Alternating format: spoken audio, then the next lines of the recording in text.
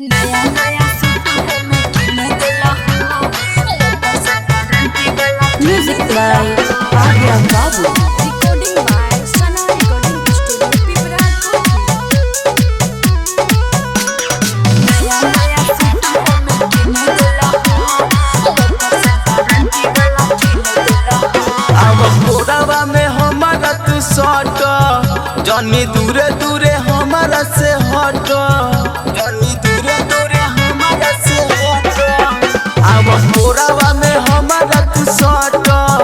जानी दूरे दूरे हमारा से हट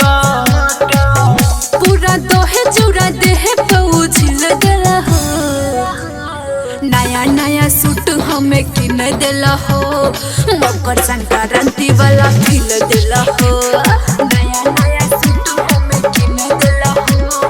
मकर संक्रांति वाला खिल देला हो लाइया के सारे खाके ढिल देला हो मकर संक्रांति वाला खिल देला हो नया नया सूट हमें किन देला हो मकर संक्रांति वाला खिल देला हो मिक्स बाय सलमान नया नया सूट हमें किन देला हो मकर संक्रांति वाला खिल देला हो ए हो रानी दे खाई जवानी तोरा सहिलू हो ए हो राजा खाई के ताजा बहु रोइल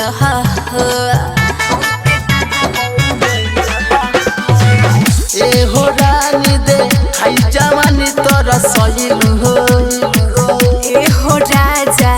खाई के ताजा बहु रोइल खाई दिलवा के लाई बड़ी ढील देला हो नया नया सूट हमें किन देला हो मकर संक्रांति वाला खिल देला हो नया नया सूट हमें किन देला हो मकर संक्रांति वाला खिल देला हो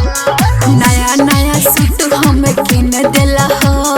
मकर संक्रांति वाला खिल देला हो नया नया सूट हमें किन देला हो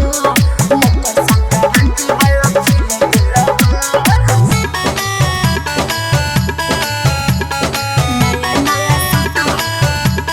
नया नया सूट हमें किन देला हो मकर संक्रांति वाला खिल देला हो सोनू बेदरदी ना बाड़े नी दरदी पूछ हाल के सुमन शिवानी के बड़ परेशानी का कही तो हरा चल के सोनू बेदरदी ना बाड़े नी दरदी पूछ हाल के सुमन शिवानी के बड़ परेशानी का कही तो हरा चल के खाके दहे चूड़ा देही पाओ झिल देला हो नया नया सूट हमें किन देला हो मकर संक्रांति वाला खिल देला हो नया नया सूट हमें किन देला हो मकर संक्रांति वाला खिल देला हो नया नया सूट हमें किन देला हो मकर संक्रांति वाला खिल देला हो।